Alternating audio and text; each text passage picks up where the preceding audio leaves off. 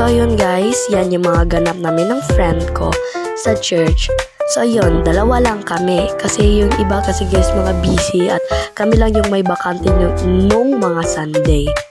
And of course, kung nag-wonder kayo bakit different yung church din sa Catholic Church, hindi ko alam kung meron ba kayo makita na difference, pero iba po yung religion ko po at nag-share din kami ng mga gospel, parang nagdi-deliver, ganon.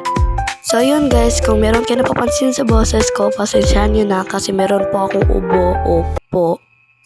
At ayun po guys, dyan po na part ay iti-taste test namin yung sour ball. Kasi binili ko po yan, 7 pesos lang po yan. So, taste test muna kung masarap ba yan. So, yun guys, dyan po nga part, hindi po kami makapagtigil ng tawa. Hindi ko alam kung ano nangyari dyan, nakalimutan ko. So guys, dyan po nga part, siniset up muna namin yung camera. So, i-fast forward na lang natin. So yun guys, hindi pala namin napansin na may easy opening pala, Diyos ko po. So yun guys, try kong buksan pero parang ang oily naman. Nadudulas kasi yung mga kamay ko guys pag ino-open ko. So yun, natagal nga namin nabuksan kaya napag-isipan yung friend ko na fast forward na lang daw. So yun guys, dyan po na part, hindi po namin namalaya na nalaglag na po yung phone. Buti nga, nasalo ko eh. So, yun guys, dyan po nga part na open ko na pala. So, tingnan nyo. Wala naman siyang kaganda-gandahan. Walang iba't ibang colors. Ganyan lang. Simple lang siya. So, yun. Ako yung unang kumuha. Tas, pagkatapos kong kumuha, binigay ko sa friend ko. Sabi niya ayaw niya daw kumuha. So, yun. Binigay ko na lang sa kanyang kapatid. Kumuha naman yung kapatid niya at sarapan pa. So yun binigyan ko na lang siya kasi gusto ko din na makatikim siya, no.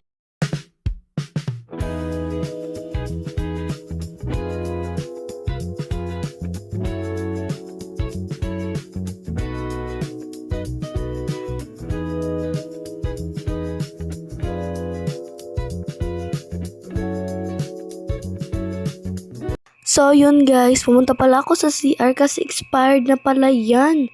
Matagal na pala siya expired. Kaya dali-dali talaga ako sa CR. Ayan, tingnan nyo naman, nagilampos na naman ako. Di, joke lang.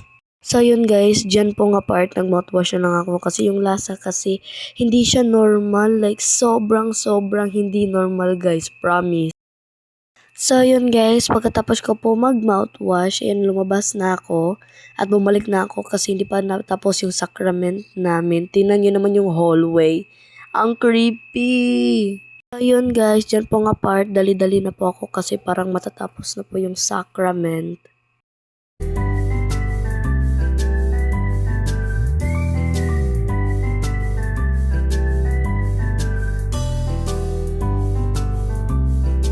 So yun guys, dyan po nga part, yung lasa kasi ng candy nandyan pa rin sa dila ko kaya sinabi ko sa friend ko at kumuha ko ng biscuit ko sa bag. Tas kinain na lang namin kasi yung lasa kasi guys, hindi siya normal, like, ew! So yun guys, nag-usap kami for a while, then natapos din yung sacrament.